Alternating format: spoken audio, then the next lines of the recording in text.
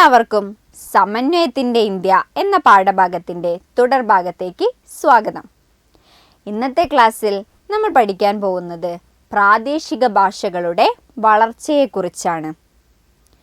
ഇന്ത്യയൊട്ടാകെയുള്ള ഭക്തി സൂഫി പ്രബോധകർ തങ്ങളുടെ ആശയങ്ങൾ പ്രചരിപ്പിച്ചത് അതത് പ്രദേശത്തുള്ള ഭാഷയിലായിരുന്നു. എന്തിനായിരിക്കാം? സാധാരണ ജനങ്ങൾക്ക് മനസ്സിലാക്കാൻ വേണ്ടിയാണ് അവരങ്ങനെ ചെയ്തത്. ഇതാണ് പ്രാദേശിക വളർച്ചയ്ക്ക് കാരണമായത്.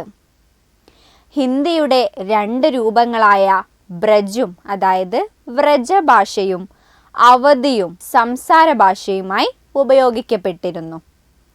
പഞ്ചാബി, കന്നഡ, തെലുങ്ക്, ഒറിയ, അസാമീസ്, മറാത്തി, ബംഗാളി, സിന്ധി, മലയാളം എന്നീ ഭാഷകൾ രൂപം കൊണ്ടത് ഇക്കാലത്താണ്. മധ്യകാലത്ത് രാജ്യത്തിൻ്റെ മിക്ക ഭാഗങ്ങളിലും കോടതി ഭാഷ പേർഷ്യനായിരുന്നു. അതിനാൽ പല പ്രാദേശിക ഭാഷകളിലും പേർഷ്യൻ വാക്കുകൾ പ്രവേശിച്ചു. അങ്ങനെ പേർഷ്യനും ഹിന്ദിയും തമ്മിലുള്ള ബന്ധത്തിൻ്റെ ഫലമായി ഉറുദു എന്ന പുതിയ ഭാഷ രൂപം കൊണ്ടു. ഉറുദു എന്ന വാക്കിൻ്റെ വാചാർത്ഥം ക്യാമ്പ് എന്നാണ്. വിവിധ ഭാഷക്കാരായ പട്ടാളക്കാർ തമ്മിൽ സംസാരിക്കാൻ ഉപയോഗിച്ച ഭാഷയാണ് ഉറുദു എന്ന ഭാഷ. ഇതിൻ്റെ വ്യാകരണം ഹിന്ദിയുടേതാണ്. വാക്കുകൾ എടുത്തിരിക്കുന്നത് പേർഷ്യൻ, തുർക്കി, ഹിന്ദി എന്നീ ഭാഷകളിൽ നിന്നുമാണ്. മധ്യകാലഘട്ടത്തിലെ ഇന്ത്യയിലെ സാംസ്കാരിക സമന്വയത്തിൻ്റെ മികച്ച ഉദാഹരണമായിരുന്നു ഉറുദു ഭാഷ. ഡെക്കാൻ പ്രദേശത്ത് സംസാരിച്ചിരുന്ന ഉറുദുവിൻ്റെ മേൽ തെലുങ്കിൻ്റെയും മറാത്തിയുടെയും ശക്തമായ സ്വാധീനമുണ്ട്. അങ്ങനെ കാലക്രമേണ ഉറുദു പട്ടണങ്ങളിലെ ഏറ്റവും പ്രചാരമുള്ള സംസാര ഭാഷയായി തീർന്നു. പശ്ചിമ തീരപ്രദേശങ്ങളിൽ കച്ചവടക്കാർ അറബി ഉപയോഗിച്ചിരുന്നു. അറബി പ്രാദേശിക ഭാഷകളെ സ്വാധീനിക്കുകയുണ്ടായി. അങ്ങനെ കേരളത്തിൽ അറബിയുടെ സ്വാധീനം മൂലം അറബി മലയാളം എന്ന പുതിയ മിശ്രഭാഷാരൂപം നിലവിൽ വന്നു. അതുപോലെ മധ്യകാലഘട്ടത്തിൽ സംസ്കൃതവും ജനങ്ങൾ ഉപയോഗിച്ചിരുന്നു. വിജയനഗര ഭരണാധികാരികളുടെ സഭകളിൽ ആഘോഷാവസരങ്ങളിൽ സംസ്കൃതം ഉപയോഗിച്ചിരുന്നു. ഇത്തരത്തിൽ ഉന്നത വിദ്യാഭ്യാസത്തിൻ്റെ ഭാഷയായി സംസ്കൃതം നിലനിന്നു. സംസ്കൃതത്തിലുള്ള ബഹുജന സാഹിത്യങ്ങളായ പുരാണങ്ങൾ, രാമായണം, മഹാഭാരതം എന്നിവ പ്രാദേശിക ഭാഷകളിൽ ലഭ്യമായി. ഈ കാലഘട്ടത്തിൽ ചില കവികളെയും എഴുത്തുകാരെയും പേർഷ്യൻ സാഹിത്യം സ്വാധീനിച്ചിരുന്നു. അക്കാലത്തെ ഏറ്റവും ശ്രദ്ധേയനായ പേർഷ്യൻ എഴുത്തുകാരനായിരുന്നു അമീർ ഖുസ്രു. അദ്ദേഹത്തിൻ്റെ കൃതികളുടെ ഉള്ളടക്കം ഇന്ത്യയോടുള്ള അദ്ദേഹത്തിൻ്റെ സ്നേഹവും ഇന്ത്യക്കാരനായതിലുള്ള അഭിമാനവും വ്യക്തമാക്കുന്നതാണെന്ന് ഇതിലൂടെ നമുക്ക് മനസ്സിലാക്കാം. അക്കാലത്ത് ധാരാളം ഇന്ത്യൻ കൃതികൾ പേർഷ്യൻ ഭാഷയിലാണ് തർജ്ജമ ചെയ്തിരുന്നത്. രാമായണം, മഹാഭാരതം, അഥർവവേദം, ഉപനിഷത്തുകൾ എന്നിവ ഇങ്ങനെ തർജ്ജമ ചെയ്യപ്പെട്ടവയാണ്. ഇതിൽ കൽഹണൻ രചിച്ച ചരിത്ര ഗ്രന്ഥമായ രാജതരംഗിണി കാശ്മീരിലെ രാജാവായിരുന്ന സൈനുൽ ആബ്ദീൻ്റെ കാലത്ത് പേർഷ്യനിലേക്ക് വിവർത്തനം ചെയ്യപ്പെട്ടു. മധ്യകാലഘട്ടത്തിൽ ഇന്ത്യയിൽ വളർന്നു വന്ന് വികാസം പ്രാപിച്ച ഭാഷയാണ് ഹിന്ദി ഭാഷ. രാമാനന്ദനും കബീറും ഹിന്ദിയിലെ പ്രമുഖ കവികളാണ്. ഇവർ ഹിന്ദിയിൽ ധർമ്മോപദേശം നടത്തി. കബീറിൻ്റെ ദോഹകൾ ഹിന്ദി സാഹിത്യത്തിലെ മികച്ച സൃഷ്ടികൾക്ക് ഉദാഹരണമാണ്. ഇതൊന്ന് കേട്ടു നോക്കൂ. ഇത് കബീറിൻ്റെ പ്രശസ്തമായ ഒരു ദോഹയാണ്. അതുപോലെ സൂർദാസിൻ്റെ സൂർസാഗർ, തുളസീദാസിൻ്റെ രാമചരിതമാനസ്, മീരാബായിയുടെ ഭജനകൾ, മാലിക് മുഹമ്മദ് ജായ്സിയുടെ പത്മാവതി എന്നിവ ഹിന്ദി ഭാഷയിൽ രചിച്ചതാണ്. ഇനി എല്ലാവരും ഈ പട്ടിക ശ്രദ്ധിക്കൂ. ഇതിൽ നിന്നും പ്രാദേശിക ഭാഷകളുടെ വികാസത്തിന് കൃതികളും എഴുത്തുകാരും വഹിച്ച പങ്ക് എന്താണെന്ന് നമുക്ക് മനസ്സിലാക്കാം. ഭാഷ, കൃതികൾ, രചയിതാക്കളുടെ പേര് എന്നിങ്ങനെ 3 കോളം കാണാം. ആദ്യത്തെ ഭാഷ ബംഗാളി. കൃതികൾ മഹാഭാരതം.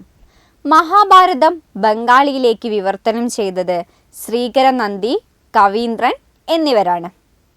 ബംഗാളി രാമായണം എന്ന കൃതി രചിച്ചത് കൃത്തിവാസ ഓജ ആണ്. മറാത്തി ഭാഷയിലാണ് ഗീതങ്ങൾ. ഇത് രചിച്ചത് വമന പണ്ഡിത് ആണ്. ഒറിയയിലെ കാവ്യങ്ങൾ സരളദാസയാണ് രചിച്ചത്. തെലുങ്ക് ഭാഷയിലുള്ള മഹാഭാരതം, അതായത് മഹാഭാരതം തെലുങ്കിലേക്ക് വിവർത്തനം ചെയ്തത് നന്നയ്യ, തിക്കന, യരപ്രഗത് എന്നിവരാണ്.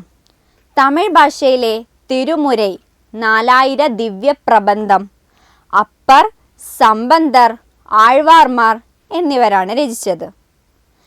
കന്നഡയിലെ കവിരാജമാർഗം അമോഘവർഷനാണ് രചിച്ചത്.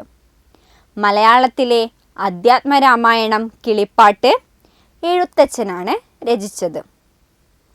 ഭക്തി സൂഫി പ്രസ്ഥാനങ്ങൾ പ്രാദേശിക ഭാഷകളുടെ വളർച്ചയ്ക്ക് കാരണമായത് എങ്ങനെയാണെന്ന് മനസ്സിലായല്ലോ. അപ്പോൾ ഇന്നത്തെ ക്ലാസ്സിൽ നമ്മൾ എന്താണ് പഠിച്ചത്? പ്രാദേശിക ഭാഷകളുടെ വളർച്ചയെക്കുറിച്ചാണ് നമ്മൾ മനസ്സിലാക്കിയത്. ഉറുദു ഭാഷയെക്കുറിച്ച് നമ്മൾ മനസ്സിലാക്കി. ഉറുദുവെ പോലെ തന്നെ അറബി ഭാഷയുടെ ഉത്ഭവവും ഹിന്ദി ഭാഷയെക്കുറിച്ചും സംസ്കൃതത്തെക്കുറിച്ചും മനസ്സിലാക്കി. ഭാഷകളെക്കുറിച്ചും സാഹിത്യകൃതികളെക്കുറിച്ചും അവയുടെ രചയിതാക്കളെക്കുറിച്ചും മനസ്സിലാക്കി. ഇതിൻ്റെ ബാക്കി ഭാഗം നമുക്ക് അടുത്ത ക്ലാസ്സിൽ പഠിക്കാം.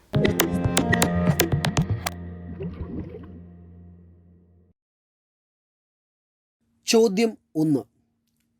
ഭക്തി സൂഫി പ്രസ്ഥാനങ്ങൾ പ്രാദേശിക ഭാഷകളുടെ വളർച്ചയ്ക്ക് സഹായകമായതെങ്ങനെ? ചർച്ച ചെയ്യുക. ഉത്തരം: ഇന്ത്യയൊട്ടാകെയുള്ള ഭക്തി സൂഫി പ്രബോധകർ തങ്ങളുടെ ആശയങ്ങൾ പ്രചരിപ്പിച്ചത് അതത് പ്രദേശത്തുള്ള ഭാഷയിലായിരുന്നു. സാധാരണ ജനങ്ങൾക്ക് മനസ്സിലാകാൻ വേണ്ടിയാണ് അങ്ങനെ ചെയ്തത്. ഇത് പ്രാദേശിക ഭാഷകളുടെ വളർച്ചയ്ക്ക് കാരണമായി. പഞ്ചാബി, കന്നഡ, തെലുങ്ക്, ഒറിയ, അസാമീസ്, മറാത്തി, ബംഗാളി, സിന്ധി, മലയാളം എന്നീ ഭാഷകൾ രൂപം കൊണ്ടത് ഇക്കാലത്താണ്. പേർഷ്യനും ഹിന്ദിയും തമ്മിലുള്ള ബന്ധത്തിൻ്റെ ഫലമായി ഉറുദു എന്ന പുതിയ ഭാഷ രൂപം കൊണ്ടു. കേരളത്തിൽ അറബിയുടെ സ്വാധീനം മൂലം അറബി മലയാളം എന്ന പുതിയ മിശ്രഭാഷാരൂപം നിലവിൽ വന്നു. ചോദ്യം 2. മധ്യകാലഘട്ടത്തിൽ പ്രാദേശിക ഭാഷകളുടെ വളർച്ചയ്ക്ക് വഴിയൊരുക്കിയ സാഹചര്യം വിശദമാക്കുക. ഉത്തരം: ഇന്ത്യയൊട്ടാകെയുള്ള ഭക്തി സൂഫി പ്രബോധകർ തങ്ങളുടെ ആശയങ്ങൾ പ്രചരിപ്പിച്ചത് അതത് പ്രദേശത്തുള്ള ഭാഷയിലായിരുന്നു. സാധാരണ ജനങ്ങൾക്ക് മനസ്സിലാകാൻ വേണ്ടിയാണ് അവരങ്ങനെ ചെയ്തത്. ഇത് പ്രാദേശിക ഭാഷകളുടെ വളർച്ചയ്ക്ക് കാരണമായി. പഞ്ചാബി, കന്നഡ, തെലുങ്ക്, ഒറിയ, അസാമീസ്, മറാത്തി, ബംഗാളി, സിന്ധി, മലയാളം എന്നീ ഭാഷകൾ രൂപം കൊണ്ടത് ഇക്കാലത്താണ്. പേർഷ്യനും ഹിന്ദിയും തമ്മിലുള്ള ബന്ധത്തിൻ്റെ ഫലമായി ഉറുദു എന്ന പുതിയ ഭാഷ രൂപം കൊണ്ടു. കേരളത്തിൽ അറബിയുടെ സ്വാധീനം മൂലം അറബി മലയാളം എന്ന പുതിയ മിശ്രഭാഷാരൂപം നിലവിൽ വന്നു. ചോദ്യം 3. ചുവടെ തന്നിട്ടുള്ള പട്ടിക അനുയോജ്യമായി ക്രമപ്പെടുത്തുക. ഉത്തരം: എ, ബി. എഴുത്തച്ഛൻ മലയാളം, അപ്പർ തമിഴ്, അമോഘവർഷൻ കന്നഡ, വമന പണ്ഡിത മറാത്തി. ചോദ്യം 4. ഉറുദു ഭാഷ രൂപം കൊണ്ടതെങ്ങനെ? ഉത്തരം: പേർഷ്യനും ഹിന്ദിയും തമ്മിലുള്ള ബന്ധത്തിൻ്റെ ഫലമായി ഉറുദു എന്ന പുതിയ ഭാഷ രൂപം കൊണ്ടു. മധ്യകാലഘട്ടത്തിലെ ഇന്ത്യയിലെ സാംസ്കാരിക സമന്വയത്തിൻ്റെ മികച്ച ഉദാഹരണമാണ് ഉറുദു ഭാഷ. ക്രമേണ ഉറുദു പട്ടണങ്ങളിലെ ഏറ്റവും പ്രചാരമുള്ള ഭാഷയായി തീർന്നു. ചോദ്യം 5. മധ്യകാലത്ത് രാജ്യത്തിൻ്റെ മിക്ക ഭാഗങ്ങളിലും കോടതി ഭാഷ ഡാഷ് ആയിരുന്നു. ഉത്തരം: പേർഷ്യൻ. ചോദ്യം 6. ഉന്നത വിദ്യാഭ്യാസത്തിൻ്റെ ഭാഷയായി ഡാഷ് നിലനിന്നു. ഉത്തരം: സംസ്കൃതം. ചോദ്യം 7. രാജതരംഗിണി രചിച്ചതാര്? ഉത്തരം: കൽഹണൻ. ചോദ്യം 8. മധ്യകാലഘട്ടത്തിൽ ഇന്ത്യയിൽ വളർന്നു വികാസം പ്രാപിച്ച ഭാഷയാണ് ഡാഷ്. ഉത്തരം: ഹിന്ദി.